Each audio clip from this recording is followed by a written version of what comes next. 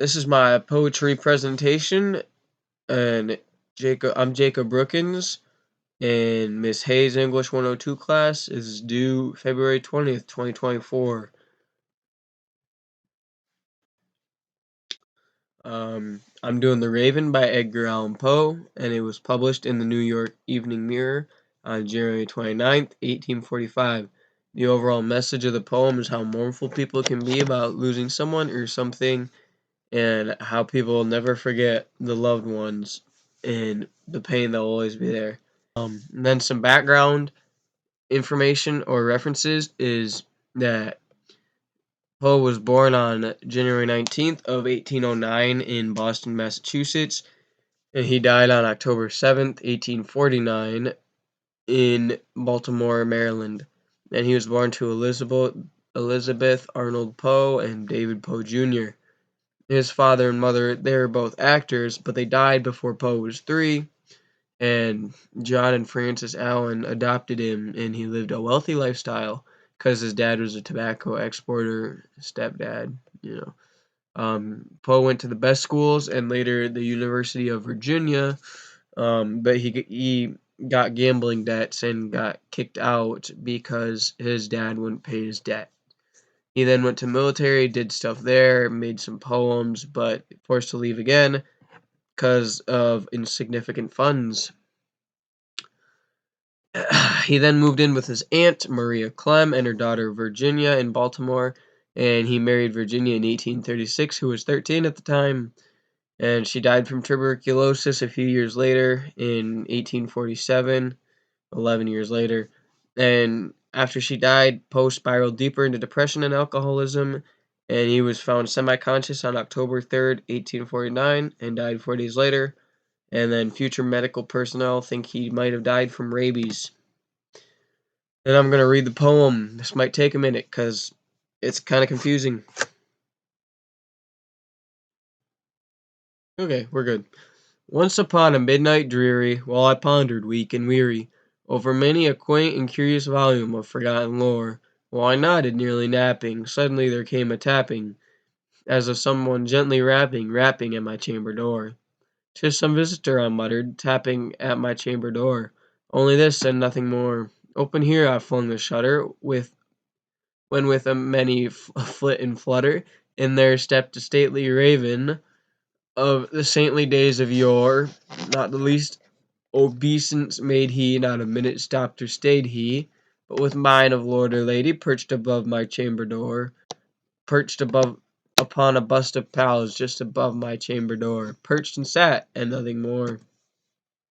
But the raven still beguiling all my fancy into smiling, straight I wheeled a cushioned seat in front of bird and bust and door.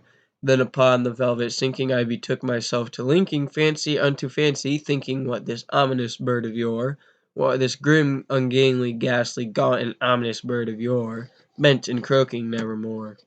Then methought the air grew denser, perfumed from an unseen censer, sung by seraphim whose footfalls tinkled on the tufted floor. "Wretch!" I cried, "thy God hath lent thee, by these angels he hath sent thee, respite and nepenthe from thy memories of Lenore. Quaff, oh quaff this kind nepenthe, and forget this lost Lenore." Quoth the raven, "Nevermore."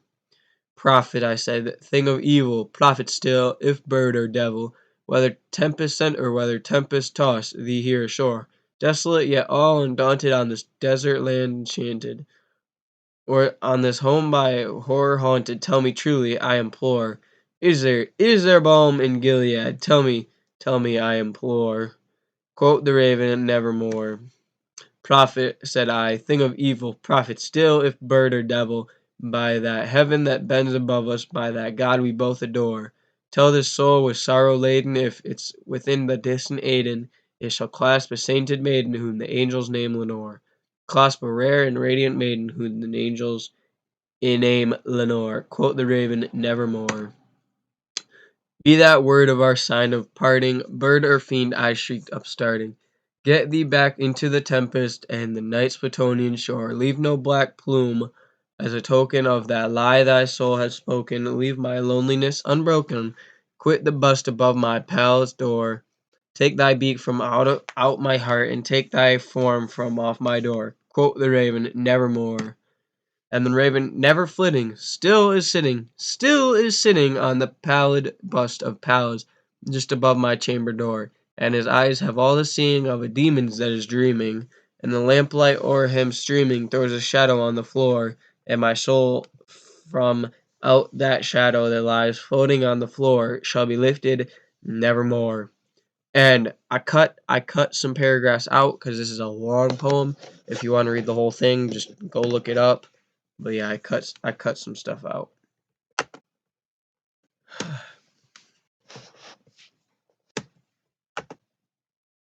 All right, and poem paraphrased.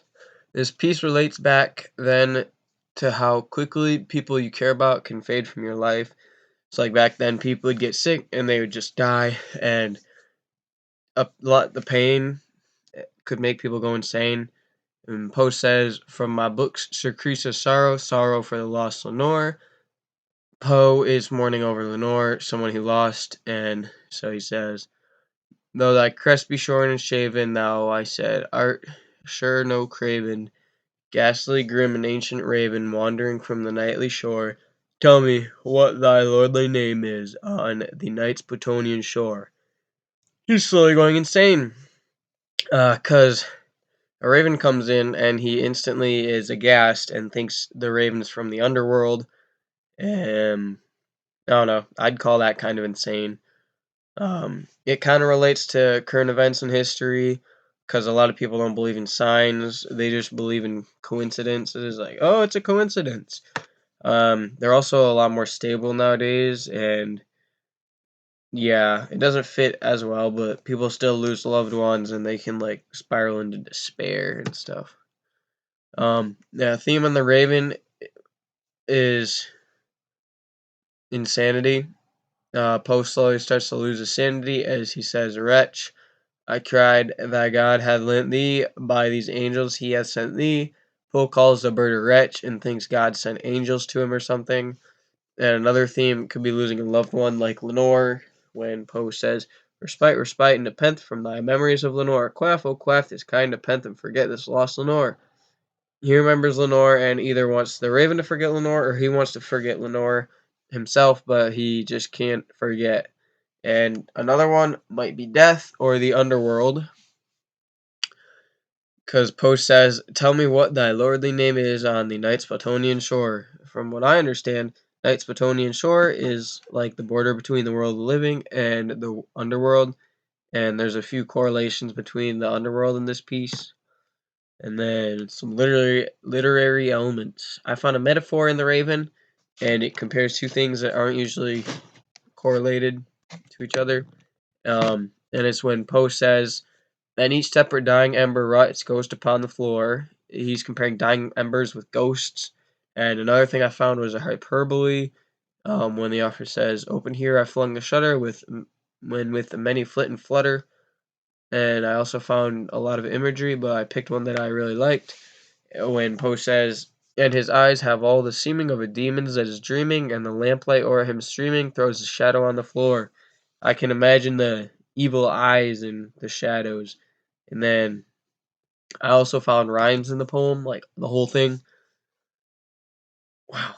And he's Poe structured the poem. So the first, third, and fifth lines, last words rhymed, or the second, fourth, and sixth lines rhymed. Uh, like when Poe says, then this ebony bird be going by sad fancy into smiling, by the grave and stern decorum of the countenance it wore, though thy crest be shorn and shaven, thou, I said, art sure no craven, ghastly, grim, and ancient raven, wandering from the nightly shore. Tell me what thy lordly name is on the night's Plutonian shore. Quote the raven, nevermore. Poe pair. Oh wait, what did you say? And then the last words, war, shore, and nevermore, they all rhyme. So the second, the fourth, and the sixth last word all rhyme, which is rhythm. And then more, I found is the biggest symbol of the piece is a raven, And wretch, I cried, thy God hath lent thee, by these angels he hath sent thee, respite and nepenthe from thy memories of Lenore.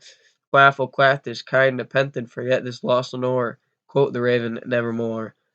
Poe's telling the bird to forget about Lenore and get out of his memories of Lenore, but the bird says nevermore, symbolizing that Poe will never forget about Lenore and it will always haunt him. And the raven is symbolizing Poe's remembrance of Lenore and how he'll not forget him, even if he wants to forget about Lenore. And all of these terms help to enhance the depth of the poem and all the layers that you can pull away one by one. And it also makes it easier to imagine in your mind. And I think all the terms are meant to get the reader thinking and have them be able to take away more than what is said. And then the mood of the poem is dreary and reminiscent. He's upset and panicked about the raven and is bringing up thoughts about Lenore that he will not forget. And the mood or tone is definitely affected by what words the author uses and the poetic devices he uses.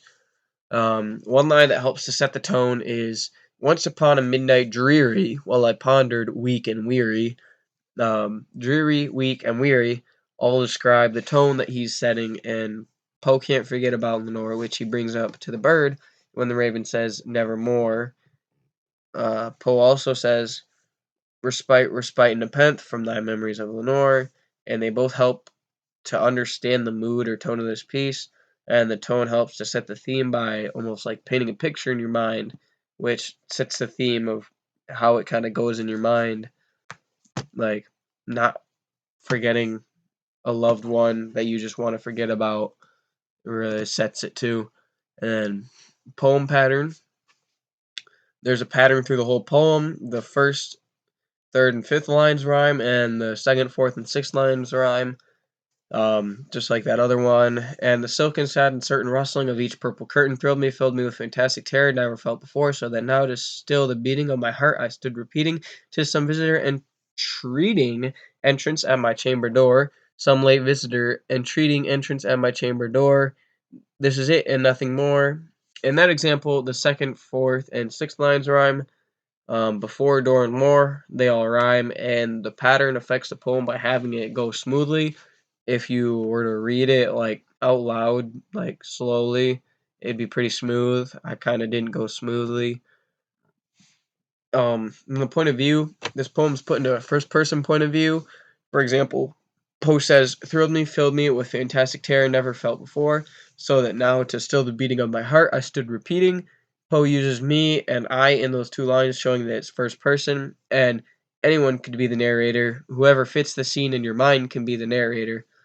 Poe doesn't give a specific name for the narrator, so everyone can assume it's someone else. And then I think Poe chose this as a narrator because it's better to not have a specific narrator that people can go look for, and you can put whoever you want in those shoes, and they might think different things.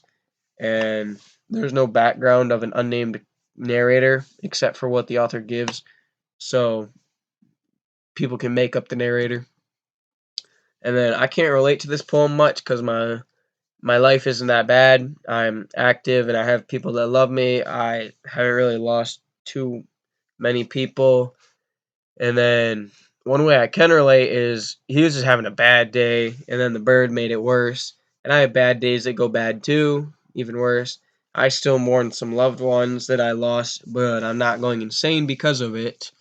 And then I chose this poem because I love it, and I discovered this poem last year in English for a project, and I loved it a lot, so I decided to use it again. And my favorite two lines are, then methought the air grew denser, perfumed from an unseen censer, swung by a seraphim whose footfalls tinkled on the tufted floor. And I like this because there's a lot of words that don't really make sense there, but when you look into it, there's a lot of depth and it kind of makes more sense.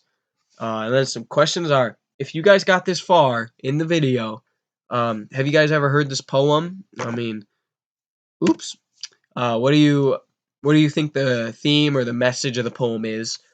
And then what's your favorite thing about this poem and why? There's my works cited. Thank you.